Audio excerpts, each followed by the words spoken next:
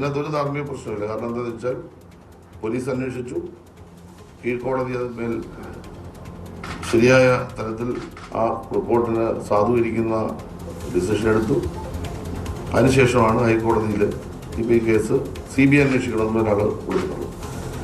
കേസിൻ്റെ മറ്റ് ഉള്ളടക്കത്തിലേക്ക് കോടതി പോയിട്ടില്ലെന്ന് മനസ്സിലാക്കി. കേസിന് ആധാരമായ പ്രശ്നങ്ങളിലേക്കല്ല കോടതി പോയി.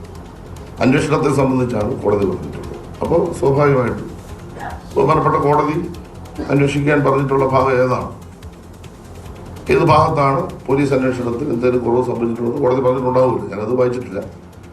ആ അടിസ്ഥാനത്തിൽ അന്വേഷിക്കട്ടെ. അന്വേഷിച്ച് വീണ്ടും റിപ്പോർട്ട് കൊടുക്കുമ്പോൾ വിഷയത്തിൻ്റെ ഫൈൻഡിങ്സിലേക്ക് പോകാത്തത്തോളം കാലം ധാർമ്മികതയെ സംബന്ധിച്ചുള്ള വിഷയമില്ല. അന്ന് ധാർമ്മികമായ കാര്യങ്ങൾ വെച്ചുകൊണ്ട് ഞാൻ രാജിവെച്ചു. നിങ്ങൾ ഉദ്ദേശിക്കുന്ന കാര്യം അതായിരിക്കുമല്ലോ പറയാൻ ഉദ്ദേശിക്കുന്നു. ആ ധാർമ്മികമായ ഉത്തരവാദിത്തം കഴിഞ്ഞു. അതിനുശേഷം കോടതി വിധിയുടെ അടിസ്ഥാനത്തിൽ ഞാൻ തിരിച്ച് മന്ത്രിയായി. ബഹുമാനപ്പെട്ട മുഖ്യമന്ത്രി എന്നെ മന്ത്രിയായി തിരിച്ച് സത്യപ്രതിജ്ഞ ചെയ്തു. ഞാൻ എൻ്റെ ജോലി ഇപ്പോൾ ചെയ്തുകൊണ്ടിരിക്കുന്നു. എൻ്റെ പ്രസംഗത്തിൻ്റെ ഭാഗത്തേക്കുള്ള ഫൈൻഡിങ്സിലേക്ക് ഇതൊരു കോടതി വന്നിട്ടില്ല.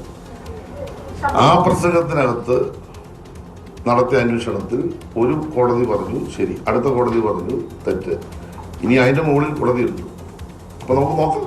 നിയമപരമായിട്ടുള്ള കാര്യങ്ങൾ പരിശോധിച്ചിട്ട് എനിക്കൊരു അഭിപ്രായം പറയാൻ പറ്റും. എന്തോ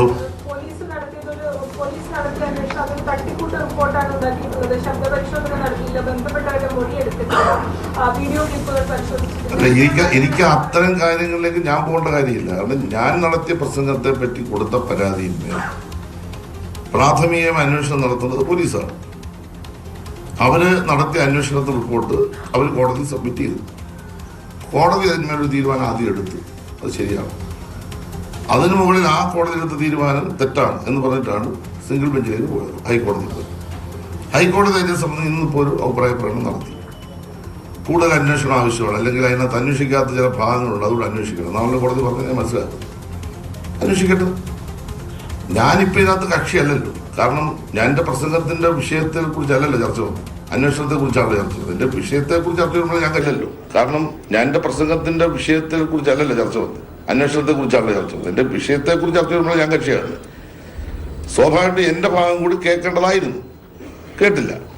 അത് കേൾക്കാത്തത് തെറ്റുമില്ല. നിയമത്തിൻ്റെ അടിസ്ഥാനത്തിൽ കോടതിക്ക് അതിനൊക്കെ അധികാരമുണ്ട്. അപ്പോൾ എനിക്ക് തുടർന്ന് നിയമ നടപടി സ്വീകരിക്കാൻ ഇനി അവകാശമുണ്ട്. നമ്മുടെ ജനാധിപത്യ ജുഡീഷ്യൽ സംവിധാനത്തിൽ അതിനുള്ള എല്ലാ അധികാരവും അവകാശവും എനിക്കുണ്ട്. സ്വാഭാവികമായിട്ടും ഞാൻ ആ കാര്യം ഈ വിധിയുടെ അടിസ്ഥാനത്തിൽ പരിശോധിച്ച് പഠിച്ച് മനസ്സിലാക്കി വക്കീലുമാരോട്ട് ആലോചിച്ച് തുടർ നടപടി സ്വീകരിക്കും. അല്ല, അതെല്ലാം അത് വായിച്ച് മനസ്സിലാക്കിയിട്ടേ പറ്റത്തുള്ളൂ. എന്താ ചെയ്യേണ്ടത്?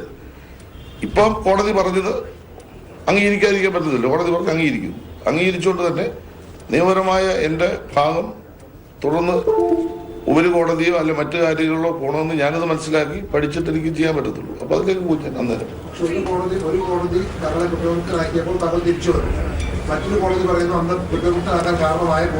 ഞാൻ കുറ്റക്കാരനാണെന്ന് ഒരു കോടതി പറഞ്ഞതായിട്ട് ഞാൻ കേട്ടില്ല.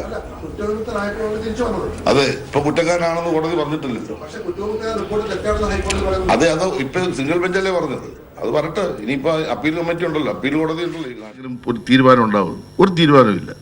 ഇപ്പം മന്ത്രിയായിട്ട് ഞാൻ പ്രവർത്തിക്കുകയാണ്. എൻ്റെ ജോലി ചെയ്യും.